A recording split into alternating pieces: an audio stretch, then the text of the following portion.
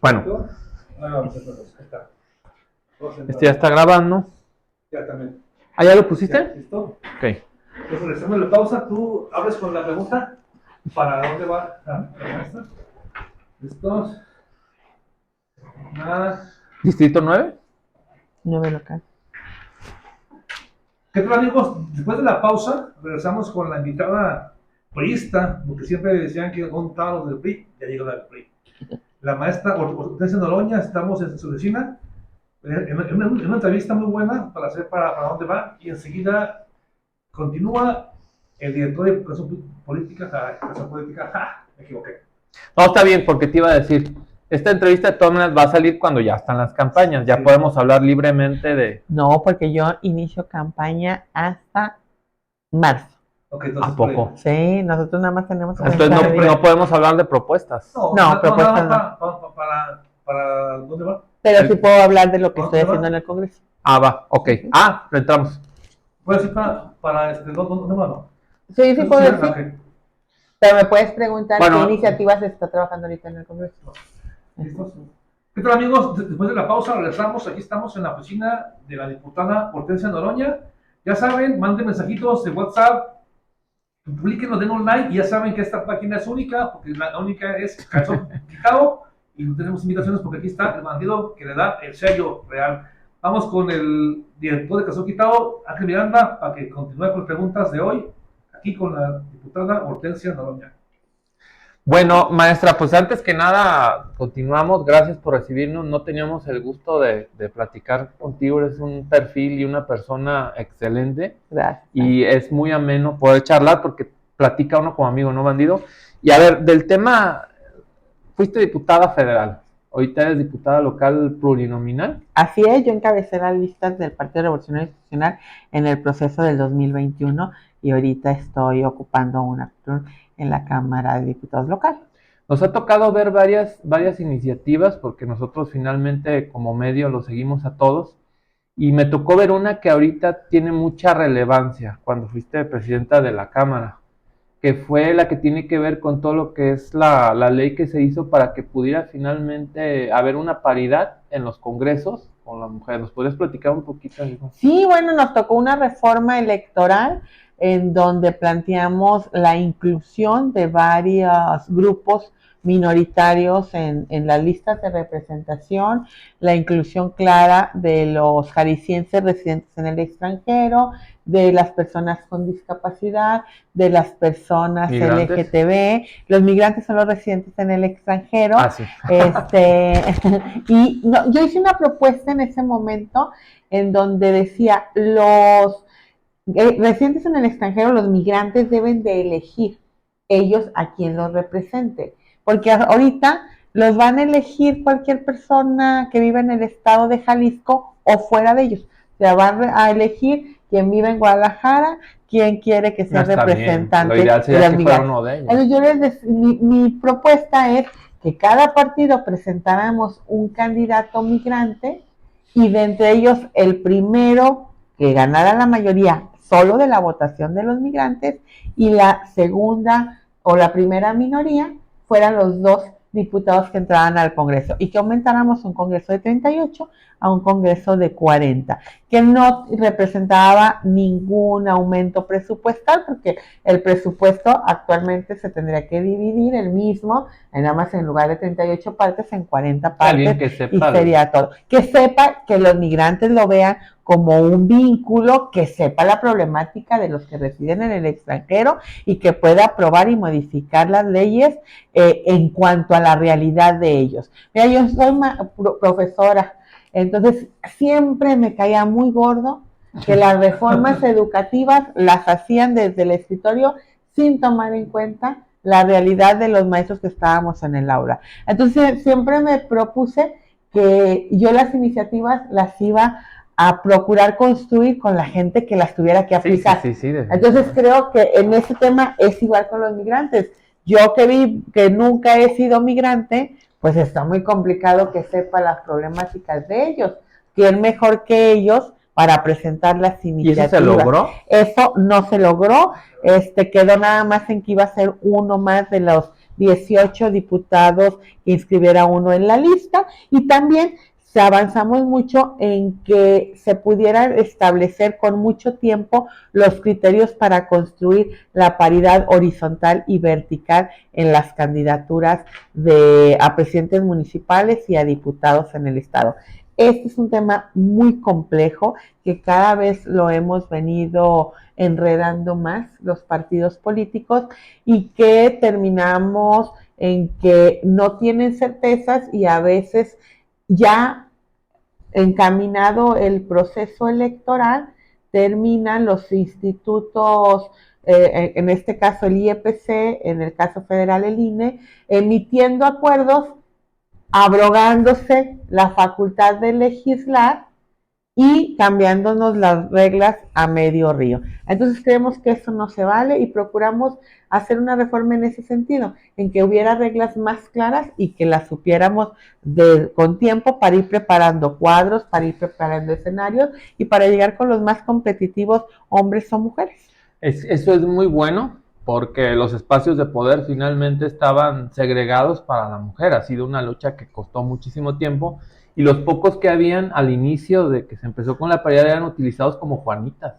Veíamos a la novia, a la esposa, a la amiga, los veíamos ahí, pero realmente no había esa estructura para que pudieran llegar. Bueno, no es algo que esté todavía de hace muchos años, ¿eh? Ahí está el estado de Guerrero, que claro, que no pudo ser el papá. Bueno, es la verdad, pero puso a la hija, denuncias, yo no lo digo. Y que no tenía ninguna experiencia ni ninguna participación, como para gobernar un estado tan importante como es Guerrero, con una problemática y además con una diversificación de territorio, como tener uno de los puntos turísticos más importantes, pero también tener la Sierra de Guerrero. Entonces, ahí necesitamos un político, una política de carrera que sepa tomar decisiones y que sepa llevar el rumbo de la vida administrativa y política de un estado tan importante como Guerrero.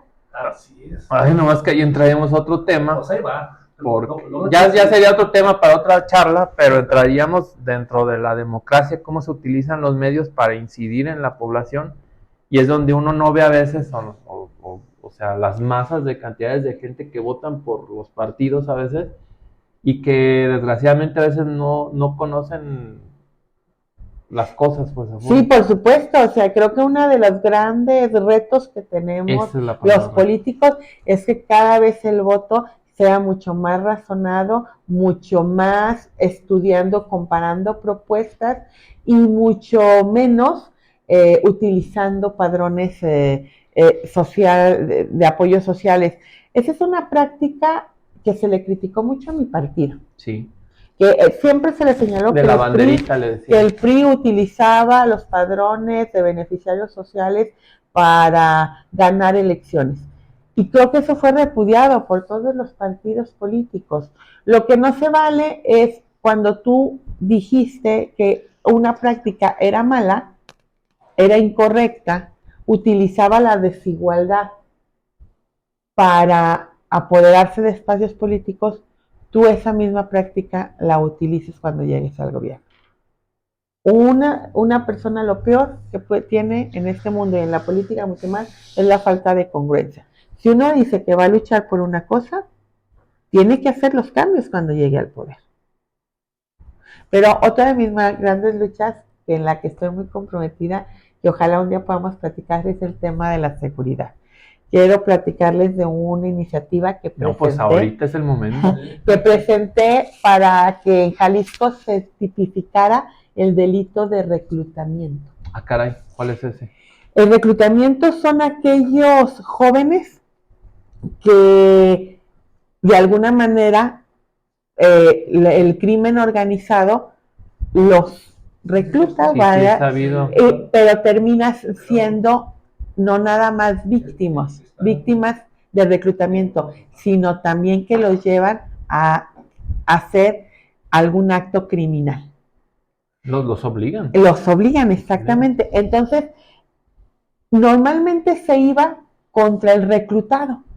Y entonces, ¿cuál era la manera? Vamos aumentando la pena, vamos disminuyendo la edad en que son responsables, no que no sea a los 18, que sea a los 16.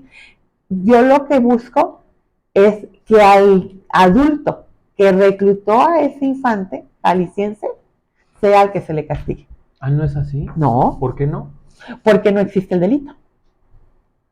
Pero al final utilizan un medio que es el engaño para obligarlos a Sí, delinquir. pero no existe el delito. El día de hoy, en el Código Penal del Estado de Jalisco, no existe el delito de reclutamiento. Hubo un caso de 2 niños de Zapopan, digo niños porque tenían entre 14 y 15 en una plaza, que fueron a buscar un trabajo porque lo vieron publicado y alcanzan a hacer una llamada, un mensaje y ya no los encuentran. Sí, ahí lo que pueden hacer es denunciar por privación de la libertad, por secuestro, bla, bla, bla. Pero aquí yo me refiero a aquellos niños que no, que están libres. A ese niño que le dicen, tú te vas a quedar en tu casa, vas a estar en la ventana, un niño de 9 años, y yo te voy a pasar 100 pesos a la semana, 200 pesos, y tú me vas a decir quién pasa y quién no pasa. Como halcón. Halcón. A los 3 años ya no va a estar en tu casa, va a estar en la esquina y vas a tener una moto Crece en la o estructura una del bicicleta y entonces vas a ir y vas a dar la vuelta a la manzana. A los pocos años más vas a llevar estas bolsitas a repartir y a los 12 años les dan un arma. Y que Y encuadre terminan siendo fiscales. dentro de la, o sea, se me parece perfecto cómo se tipifica el delito, pero dentro del Código Penal, ¿qué se necesitaría ajustar para que fuera posible? Crear el delito de reclutamiento y que haya penas para los adultos que hacen esas prácticas. Y también, paralelamente, presenté una iniciativa de la creación de una ley en donde se habla de la reinserción social desde la óptica del reclutamiento, porque no es lo mismo cómo vas a buscar reinsertar en la sociedad a un joven que mató en una riña por la cólera, Por defender su vida, digamos. a un niño que viene de ser adicto, Así es. que viene de que sus dominadores están en su comunidad, en que muy probablemente siente el acoso de que sabe de sus padres, saben de sus hermanos y que su vida corre peligro, que muy probablemente desde muy temprana edad cayó en una drogadicción, en un alcoholismo, porque es un medio para ellos engancharlos. Mira, yo te doy esto, te lo doy más barato, ahora traigo esta, tú repártelo. Es una óptica diferente, es un fenómeno distinto y desde ahí tenemos que buscar una reinserción diferente. Ese tema, y la felicito, te felicito, maestra, de verdad, es un tema que a mí me gusta, lo he estudiado, me había tocado platicarlo. Es las condiciones estructurales que definen tu personalidad a la hora de que tú sales al mundo. No es lo mismo que yo, Enrique, haya crecido con padres golpeadores, viciosos, donde crecí con un contexto donde crecí con lobos, a que crecí con alguien que me dio mi lugar como persona. Eso incide mucho y en la criminología, de hecho, es una rama donde se estudia precisamente el encuadre de cómo uno llega a delinquir, o se debería de estudiar. Pero sí es muy interesante porque realmente las condiciones nos definen, a veces más que invertir en la educación, que es muy importante, en las condiciones estructurales como estamos creciendo con nuestras juventudes.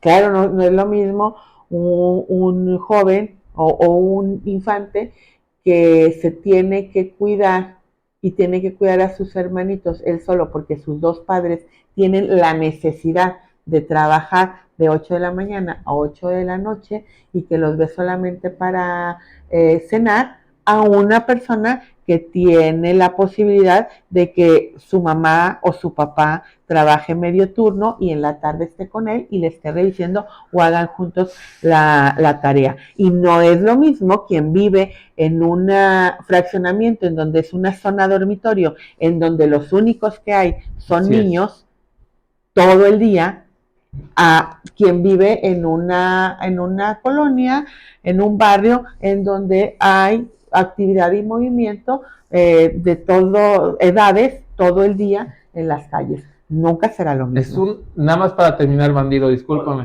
Es un proyecto muy ambicioso. Desgraciadamente, el factor tiempo es algo que yo veo que puede ser una limitante. Ojalá y se dejen estructuralmente dentro de las legislaturas el que se siga el camino para que pueda ser, porque es un tema número uno que, aparte de complejo, muchas de las veces los partidos y los políticos le entran a los temas que solamente la gente ve y entiende, pero este tipo de temas que a veces la gente desconoce, como no son tan rentables, no le entran, pero son muy importantes porque son la base de lo que somos como sociedad. Y yo creo que sí es rentable, porque si nosotros no ubicamos el delito del reclutamiento, el delito del halconeo, no lo vamos a poder combatir. Así es. Y si nosotros queremos combatir el crimen organizado, la delincuencia, superar los temas de la seguridad, como el lo primero que debemos de hacer es que cada vez sean menos los niños y los adolescentes que entren a las filas del crimen organizado. Exacto. Es el primer camino. Bien, maestro, es un tema maestro, muy interesante, pero quiero hacer un pequeño paréntesis y regresarme con el INE. Cuando estaba PRI o PAN en el poder, los de Morena y oposición decían que Ciro Murayama y que Lorenzo de Córdoba decían que eran corruptos y que el INE estaba a favor. Ahora estamos al revés. Precisamente ahora con el INE, con la paridad de género, aquí por lo menos en Jalisco fue igual, que ya cambian a uno por mujer en un pueblo para que Guadalajara sea mujer o hombre. Entonces estamos peor todavía que antes, maestra. Pero sí, siempre estaban antes, se estaban quejando. Y hoy estamos peor todavía. A ver, lo que pasa es que el escenario es muy complicado para lograr cuadrar tantos requisitos que el día de hoy nos piden las leyes electorales. Yo creo que debemos de llegar a un punto en que el único requisito sea la rentabilidad electoral. Creo que esto no va a ser muy popular entre mis compañeras las mujeres, pero yo siempre le he apostado a que un día las mujeres vamos a tener tal avance y vamos a dar tales resultados de buenos gobiernos, mujeres de todos los partidos, que las acciones afirmativas van a tener que desaparecer.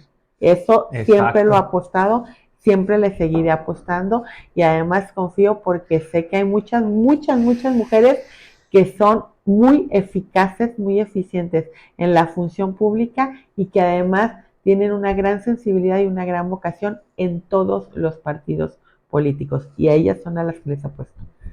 Así es, maestra, y hace unos días estaba por el radio escuchando que tienen un problema con el INE porque nadie quiere de los ciudadanos estar en las casillas. De cada 100 quieren 10. Es un reto muy grande que la gente no quiere. Ha sido un gran reto ahorita para juntar a los funcionarios de casilla, y todavía no entramos los partidos a buscar a los representantes, que luego ahí también nos andamos pirateando unos a otros los que quieren participar activamente, y creo que debemos de buscar el que la conciencia de participación aumente. Claro, el factor económico es algo tremendo, y a veces los partidos políticos también, se va a oír muy feo, pero encarecemos el mercado.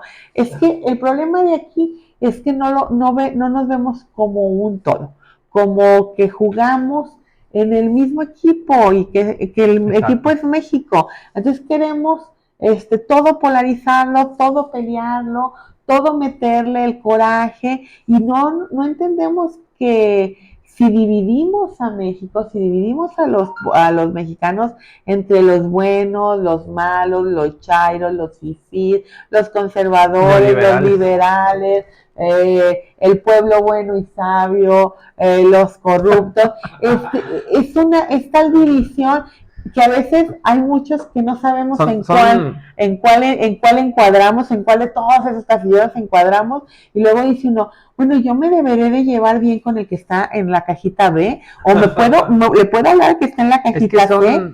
Si terminamos, en lugar de buscar la fraternidad y la hermandad en este país, dividiéndonos más que si fueran extranjeros, ¿no? Es que definitivamente con la polarización alguien gana. O sea, y aparte, Miranda, está viendo que en el INE que tienen los mismos sueldos ya hace 6 sexenios atrás. O sea, no es posible que les paguen más a los de las casillas Bueno, de los partidos que van. Hablando de quién, que porque los los del INE. consejeros tienen muy buen sueldo. No, bueno, diferente, y pero no, casillas y no nada más los consejeros, la presidenta actual de Tadei, reactivó el bono para los consejeros que según dicen Y acaba de cesar a todos. tenían más de con 3 todo. o 4 procesos que nadie se los autorizaba. Ahora, hay un hecho que a mí me llama mucho la atención y por eso, ya para terminar con este tema y cerrar, es lo que yo decía de la reformulación de la política. Finalmente todos los partidos están integrados por los mismos políticos que eran de otros partidos. O sea, partir a raíz de una mentira que es pensar que todos los partidos nacen del 2018 o del 2012 para acá, pues no es una verdad. Tenemos que empezar por reivindicar. Sigue. No hay problema. Sigue. No, sigue. ¿Qué estás haciendo? Pues es que la cámara principal va a salir tú. No, sigue. No, ándale, vente ya para terminar. No, sigue. Bueno, creo yo que tenemos que empezar por reivindicar la política hablando con verdades y esa manera, desde mi punto de vista tan sesgada, de crear narrativas para incidir en el pueblo es populismo y a mí no me parece. Pero bueno, maestra, pues la verdad es que ha sido una gran charla, un gusto platicar y sobre todo platicar así de tantos temas con una óptica tan grande.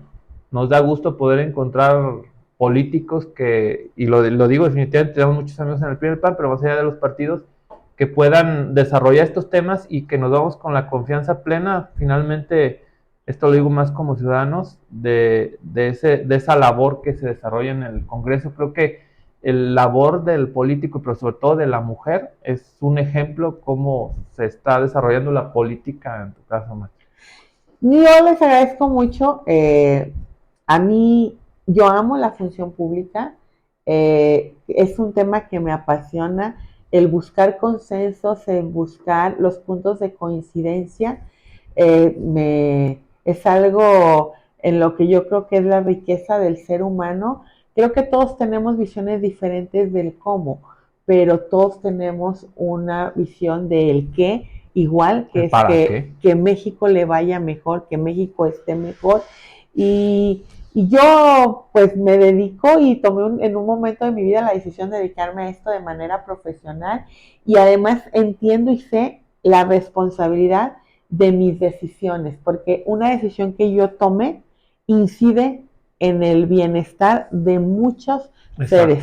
Entonces sé y tomo con la mayor de las responsabilidades, con los limitantes de mi capacidad humana, pero sí con mucha responsabilidad, el que las decisiones que yo tome no solamente van a influir en mi vida, sino en la vida de muchas personas. Y hay algo importante para poder tener congresos fuertes.